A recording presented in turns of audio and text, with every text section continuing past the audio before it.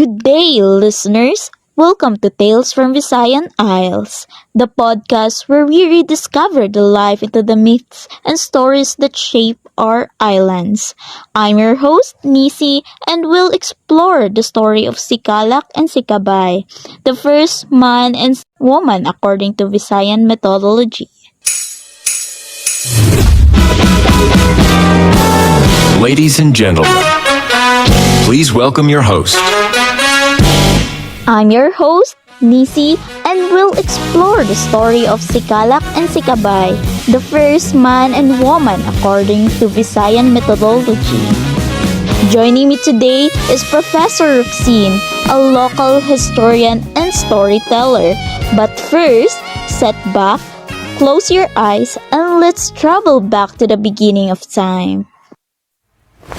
Ay ay ay ay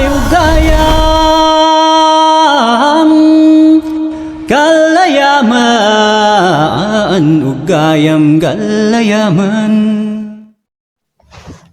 In the beginning, before the world was as we know it, there were two great gods, Kaptan, Lord of the Sky, and Magwayan, ruler of the sea. Together, they created the earth and all living things that crawled, swam, and soared. One day, Kaptan planted a bamboo in a garden. It grew tall, swinging with the breeze. Until one day, it split open. From it stepped out two beings, a man and a woman. You shall be called Sicalac. And you, Sicavay, go and fill the world with life. They lived in wonder for a time, but one day Sicalac looked at Sicavay. There are no others.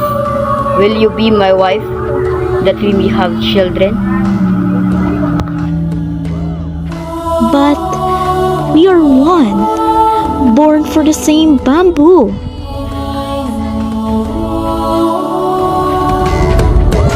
Troubled, they sought counsel from the creatures, the tunas of the sea, the doves of the air, and the trembling earthquake.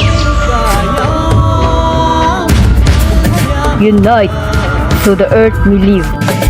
And so, Sicalac and Sicavay became husband and wife, the first couple on earth. From them came children, Sibo and Samar. Their daughter, Luplupan, married Pandaguan, son of Sicalac and Sicavay. From their union came Anoranor. It was Pandaguan who first invented the fishing net. With this, I'll capture the sea's mightiest fish. He cast his net and caught the shark. Thinking it would never die, he brought it ashore. But soon, the shark perished. Why must it die? Why must death exist? No one had ever died before. His sorrow angered Kaptan, who sent flies to discover the cause, but they refused. You shall dwell in filth forever. Finally, Kaptan sent the weevil, who brought back the truth.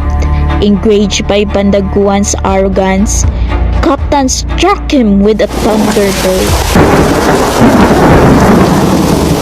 For 30 days, Pandaguan lay in the dark realms below, until the gods took pity and restored his life. While Pandaguan was gone, Luplupan became the concubine of Maracuiron. When Pandaguan returned, he found his home empty. Where is she, my wife?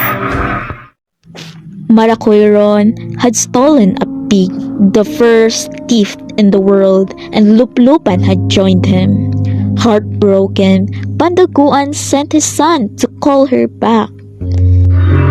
Mother, father calls for you. Please come home. Your father is dead, and dead do not return. Angered, Pandaguan went back to the underworld, never to return.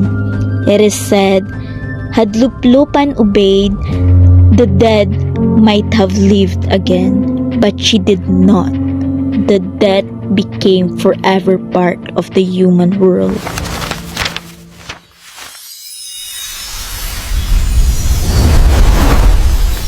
And that was Sicalac and Sicavay, a Visayan creation myth, a story of creation, love, disobedience, and the birth of both life and death, woven through the faith and imagination of our Visayan ancestors.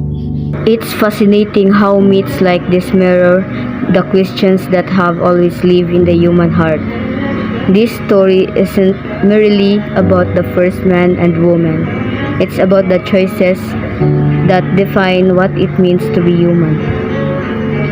Sicalac and Sicavay represent beginnings, innocence, and courage in facing the unknown. Pandaguan's story reminds us of our flaws, pride, grief, and pain of rebellion against the divine. Yes, Professor. Through Pandaguan's fall and Luplupan's silence, the Visayans sought to understand that why we lose what we love. It wasn't just punishment, it was balance, life and death and harmony, as the gods decreed. And there's wisdom in that every act, love, anger, defiance, shapes the world. Pandaguan's pride, Luplupan's choice. Even the fly's disobedience, all left echoes. The myth teaches that everything we do ripples through creation. Perhaps the most powerful message is that love and loss are inseparable. The God's mercy in reviving Pandaguan tells us forgiveness is possible, but Luplupan's rejections warns that some chances once lost can never return. Exactly. The Visayans saw life as a creed, a gift to be honored. The tale asks us, how do we cherish the life we're given? Do we nurture it, or waste it through pride and sorrow? Beautifully said, Professor. Myths like Sicalac and Sicavay remind us that we're all part of an ancient story, one that still teaches, warns, and inspires. The gods may be silent now, but their wisdom lives on in every act of courage, compassion, and forgiveness. So tonight, dear listeners, as the waves of the Visayan seas carry its tale, remember, creation begins not just in the heavens, but in every choice of love and understanding we make each day.